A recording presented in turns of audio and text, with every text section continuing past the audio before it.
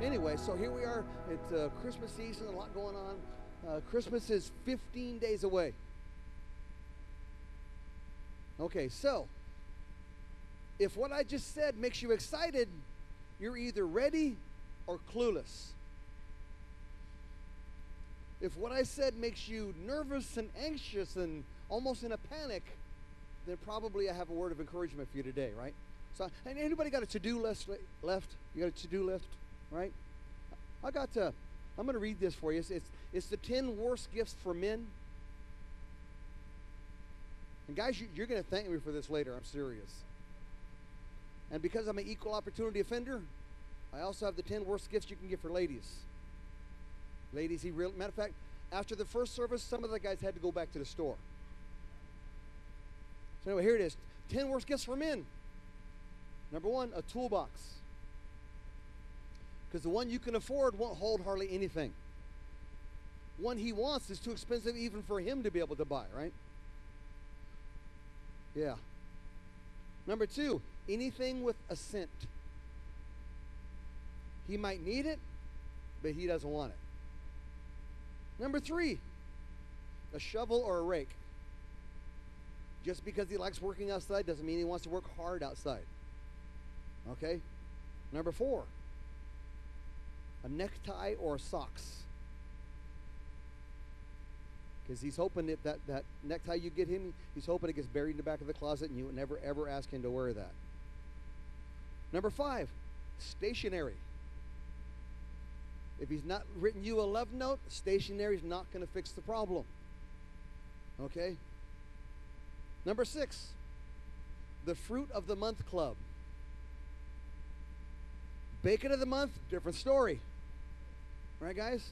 Actually, you don't think there is such a thing? Bacon of the month? Like, huh? Yeah. Yeah. Number 7, a Snuggie. If you show up to church, fellas, and you say that you got a Snuggie for Christmas, we will take your card. We just will. Number 8, something for his favorite hobby. Because chances of getting something that he already has or something that's actually what he wants are almost impossible. Number 9, lovey-dovey gifts. Save it for anniversaries, save it for Valentine's Day. This is Christmas. We want toys. Toys. Okay? And number 10, a singing animal. It was a novelty once, now it's just stupid, right? Okay, here we are, equal opportunity offender. The worst gifts you can get women. Number 1, don't buy her a book. Because the one that you're interested in is not the one that she's interested in. Okay? Number 2, cheap jewelry. Here's how you can figure this out. The jewelry you can afford, she doesn't want. The jewelry she wants, you can't afford. Number 3, tools. She might have a little toolkit, but that doesn't mean she's going to go out to the garage and whip out a shelf real quick. Not going to happen. Number 4, fishing or hunting gear. Because we all know it's for you, really, right? Number 5, a vacuum. Nothing says love like a vacuum. And divorce papers. Number 6, cotton pajamas or a fluffy robe. Makes her feel real good about herself when you look at her as a frumpy housewife. Okay? Now it gets way worse. Number 7, a gym membership.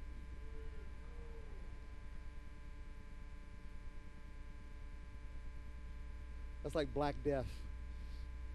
All that says is she's fat, she needs to lose weight. Did you notice how, we could, like, I can look at Larry sitting right there and I can say, Larry, you're fat, man. And it's funny. But if I said it to one of the ladies,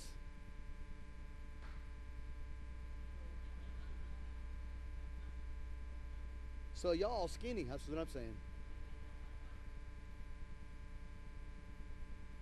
I don't care what's going on, you wear a size 6. And you look 22.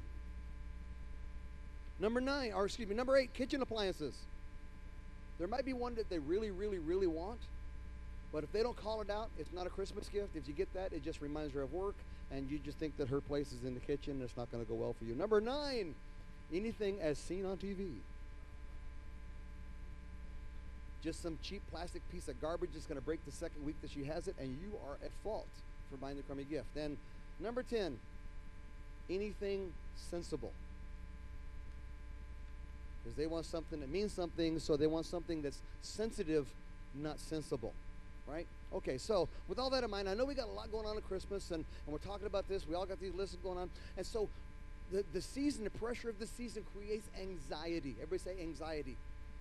And here's what it says in the book of Proverbs chapter 12, verse 25. It says, anxiety in the heart of a person weighs us down.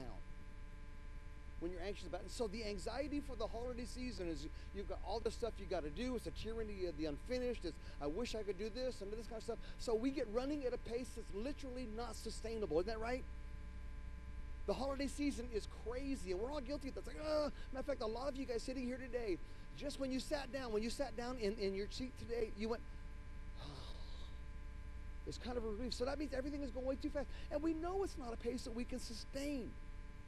And somehow somebody's convinced that this is normal, and it's really not normal. And so we're living this pace, and basically it's like, anybody remember the old playground merry-go-rounds? The big old metal death trap, remember that?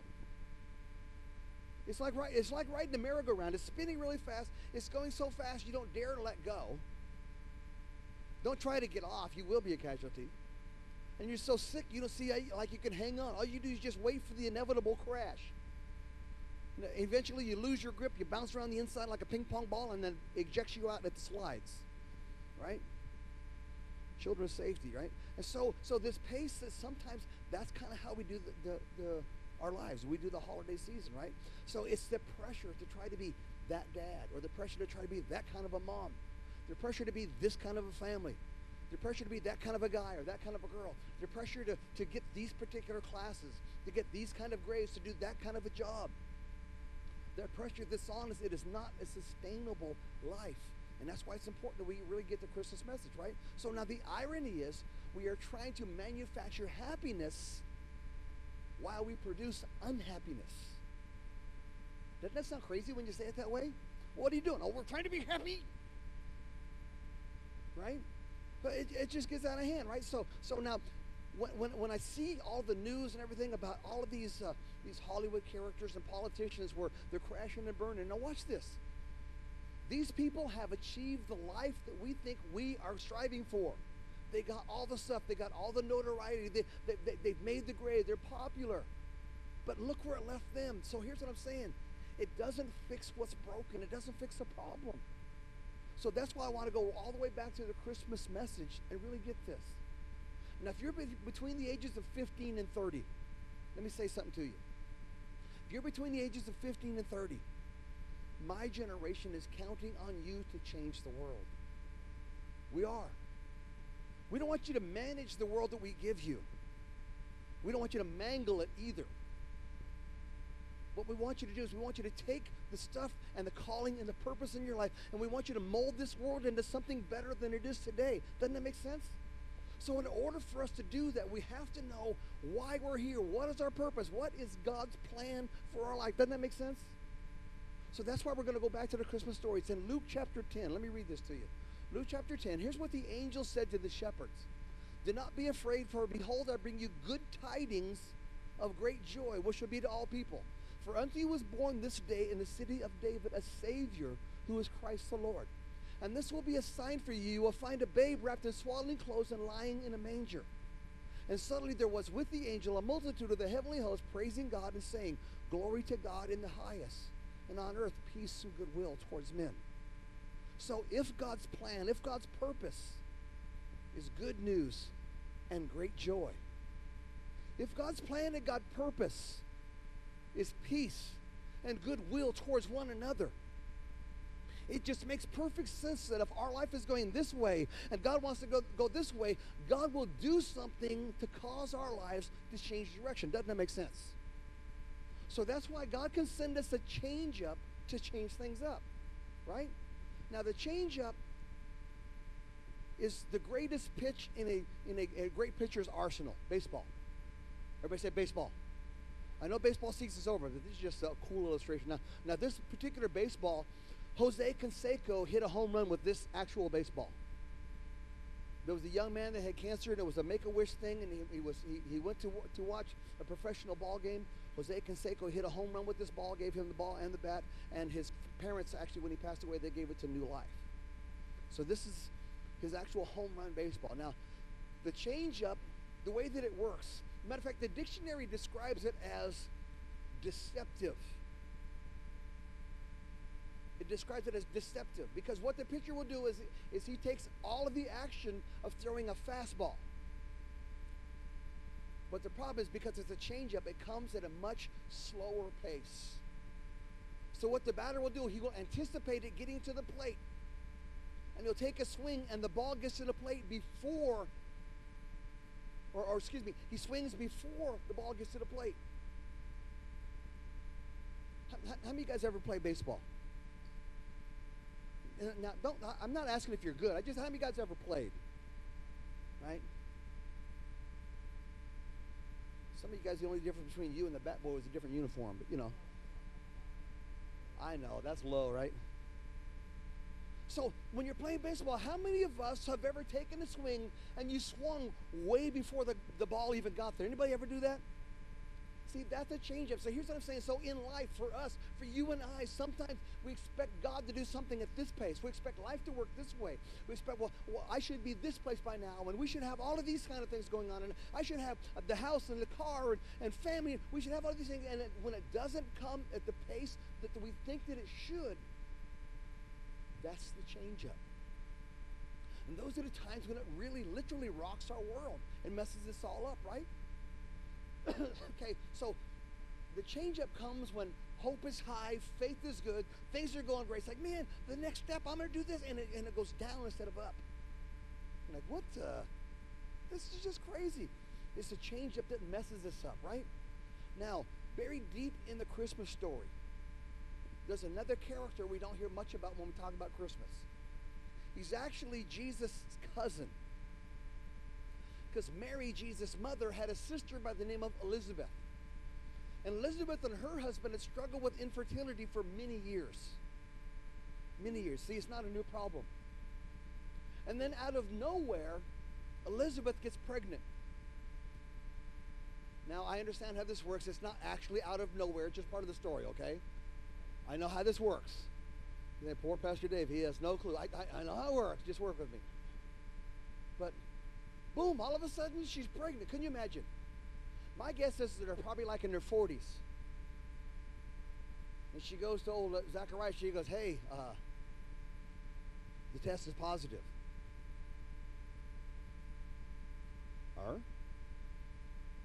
So an angel comes to Zacharias, Elizabeth's husband, says, hey, this boy that your wife is carrying, you're going to name him John. Some of you guys think that's a pretty good name, John.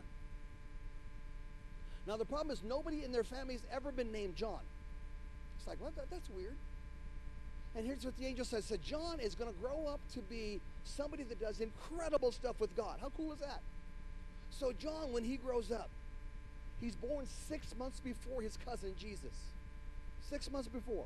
So they're contemporaries. So for a short time, John is actually more popular than Jesus. So John grows up to be one very bold, brash, vocal kind of guy.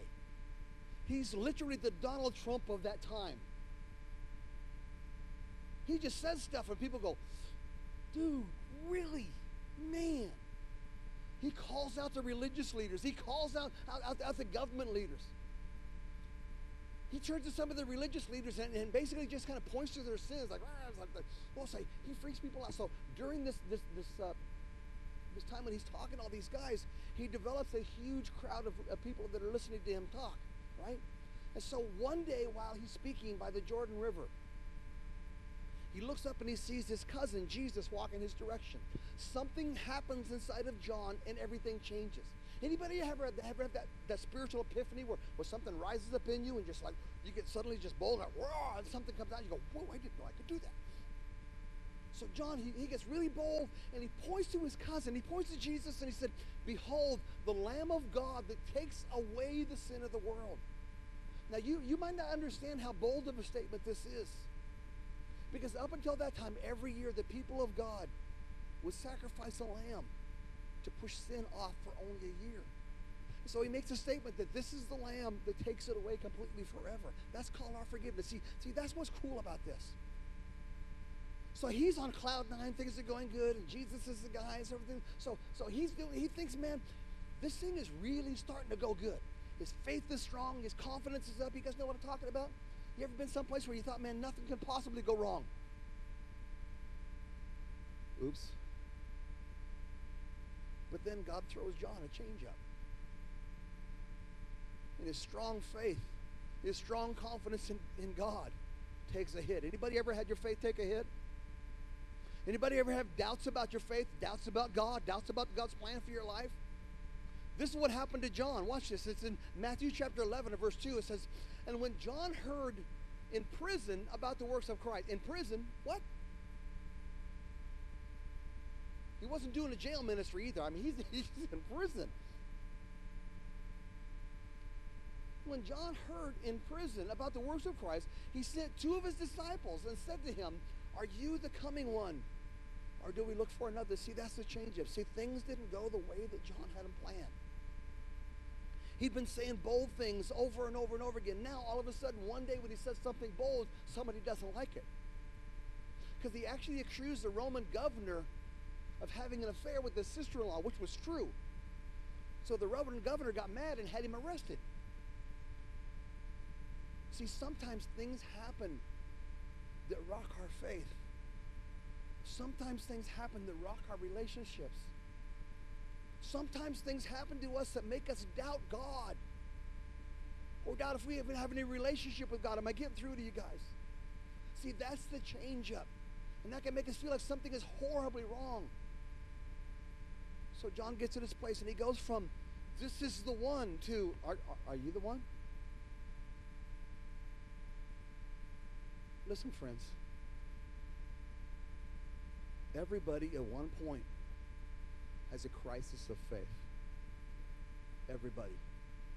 Everybody at one point has something go that you didn't expect, and we get frustrated or angry with God. Everybody goes through something where you get disappointed with the results because faith takes a hit and it's just not working out.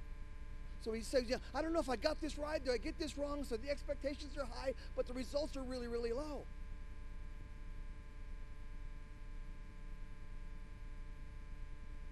So his faith takes a hit. That's the change-up. And he wonders, are you the one? But here's what I want you to get. This is where I'm finishing up. So when we get to a place where our faith is taking a hit, when we get to a place where we're not sure what's going on, we don't know what to think, is it okay to ask God, are you the one? Am I doing this right? I took a swing and I missed. You know what it's like when you put everything into a swing and it doesn't connect with anything? Anybody been there? That can happen in a relationship. It can happen in life. Where we put everything, we lean hard into it and it doesn't connect with anything. And we stumble and go, oh my gosh, I failed. Is it okay to ask, are you the one? Did I get it wrong? Did I miss something? If you're in that place, I have some encouragement for you today. This is huge. If you're in a place where your faith has been rocked and things aren't working out, I have a word of encouragement for you today. I really want you to get this. If you're in a place where you feel like your relationship is not what it used to be, if you're in a place where you feel like your family's kind of coming apart at the seams, if you feel like you are in a place where God has seemed to have forgotten you, I have a word of encouragement for you today. Because when John the Baptist sent those guys to ask Jesus, are you the one? I love his response. Here's what he says. Jesus answered, verse 4, Matthew chapter 11. And he said to them, Go tell John the things which you see and hear. My friend, here's what I'm saying. When you think God has abandoned you, look around the world. Look around what God is doing. God is still putting families back together. God is still delivering people. God is still in the healing business. God is still putting lives back on top. He's still doing it. Bodies are being made whole. Doors are being opened. Blessings are being poured out. So how do you overcome the eclipse of faith? You look across the street. You look down the hall. You look at the row in front of you. You say, if God is doing it for them, I'm next. I'm next. Because he's still in the healing business. He's still in the miracle working business. I'm next. If he's doing something next door, my friend, he's right down the street. Are you getting this? So when your faith has gone into eclipse, when you're having doubts about if God is even on your side, my friend, look around. What do you see happening around you? What are the stories that you're hearing about what God is doing? Does this make sense?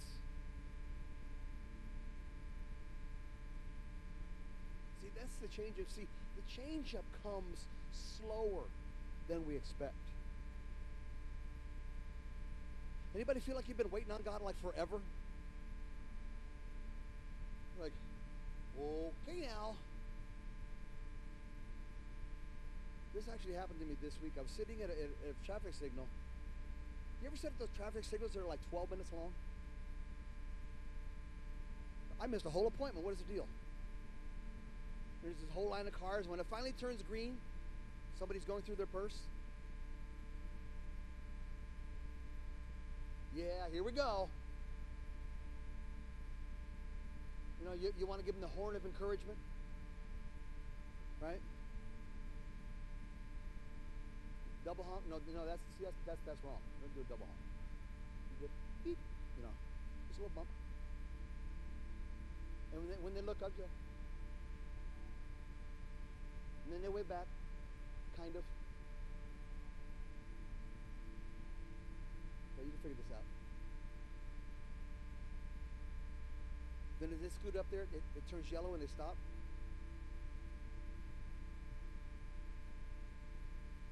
See, some of us, God has thrown us a change up. Not because he's mad at us, not because things are messed up, because he said, look, you're going off this direction. You're going too fast this direction. So what I'm doing is I'm throwing you to change up, to slow you down. I'm throwing you a change up to change things around so I can get you back going in the right direction, because God has a plan for your life.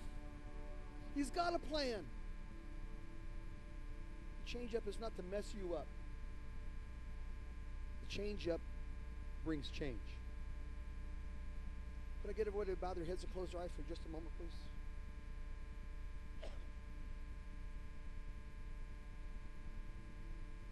My friend, do not let the bars that you're looking through become the vision that God has for your future. Do not let the bars that you're looking through today become the vision of what God has for your future. So while every head is bowed, everybody's eyes are closed here for just a moment. I wonder if you're sitting here today and you feel like that God has abandoned you. You feel like things aren't going very well. You feel like it's taken way too long and maybe you might have missed it.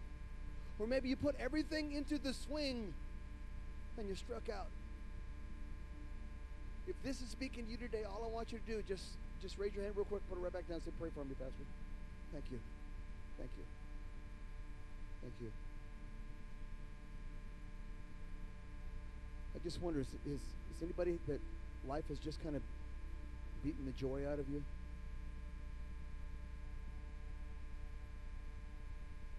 You know, it's supposed to be a season of great joy, and you're just not feeling it. It's just, it's not working. If that's describing you today, just raise your hand up real quick and put it right back down. Say, Pastor Dave, that's me. I just need some joy. This is way harder than I thought it was going to be. Come on now, show me your hand. Come on. Thank you. Thank you. Thank you.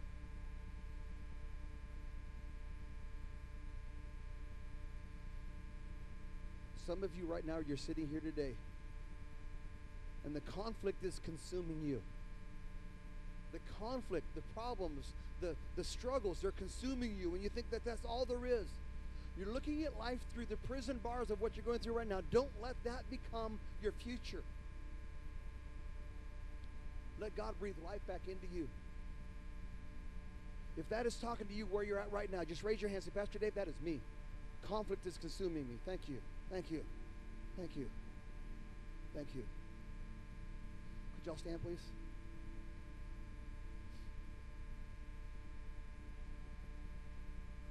Like I mentioned earlier, the reason that we're doing this series on Wednesday for relationships, you guys need some tools to make things better. Doesn't that make sense? You need some tools to make things better, because if things keep going this way, there's going to be a purge. Right? If you didn't get what I just said, then I'm not talking to you.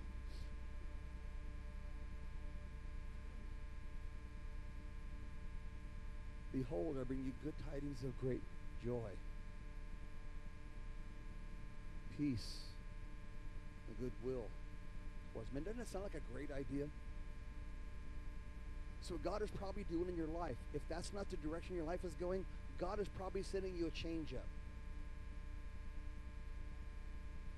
to bring you back in, to get you going in the right direction. Our prayer partners are up here to pray with you. Do not leave with this hanging over your head. Don't leave with that. Let somebody pray with you.